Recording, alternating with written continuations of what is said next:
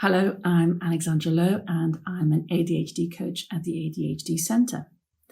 And like you, I've been in lockdown for the past 3 weeks, and that's given me quite a good opportunity to look at tips to navigate this rather extraordinary experience that we're living.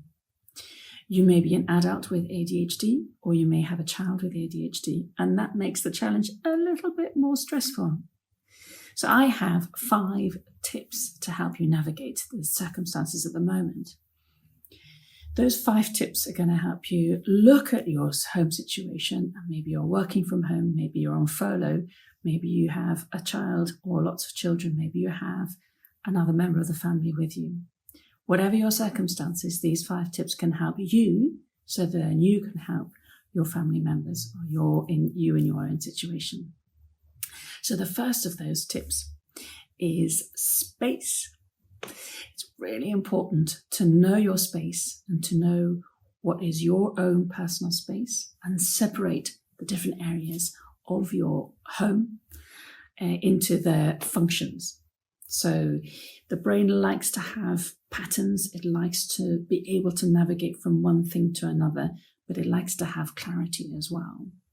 So there's a space for rest. There's a space to cook in. There's a space to study in. There's a space to do exercise. And there's a space to relax and to watch Netflix films.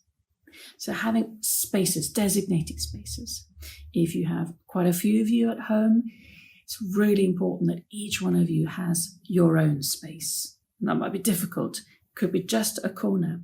And if it's a young child, maybe there can be a beanbag there, favorite teddies, weighted blanket, something that creates a safe and secure place for that young child. Or it could be an older adult, and it could be headphones and a view outside, just looking at some green trees. Whatever it is, that each person in the family home has a designated space that's their go-to space, their safe space. They can just chill out, relax, and be on their own. It's really important. In shared spaces, it's important that people have their own work desk if they're working and their own comfort zone. Have a little explore, think, see what you could do to create your own personal space, because that's very, very important, and a space for each person.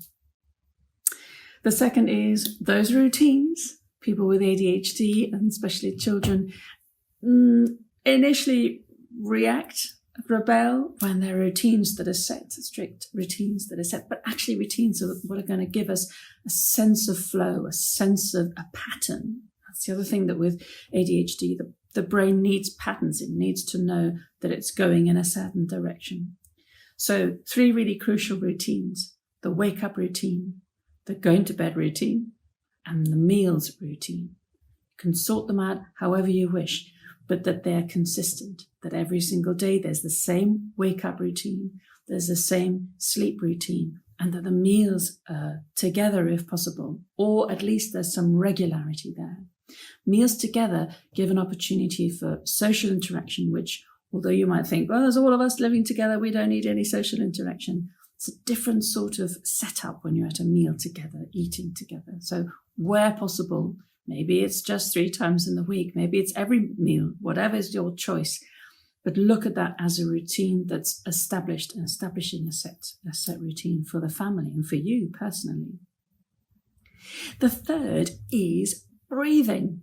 It's really important that we understand the need to breathe deeply. And when we're breathing, you'll notice that we don't think about our breathing. Our breathing just happens.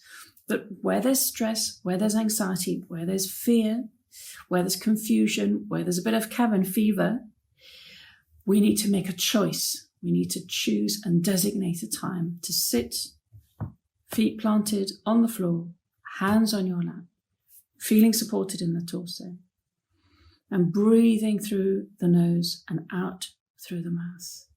And just taking 3 deep breaths. Try not to think about anything at all, just focusing, placing your attention on the breath. You can get kids to put their hand on their tummy and the other hand on their chest, and then just to see what is it that moves up and down. And just to take those 3 deep breaths. It's very important there. Apart from the fact that it's oxygenating the brain, it's also rhythmic activity.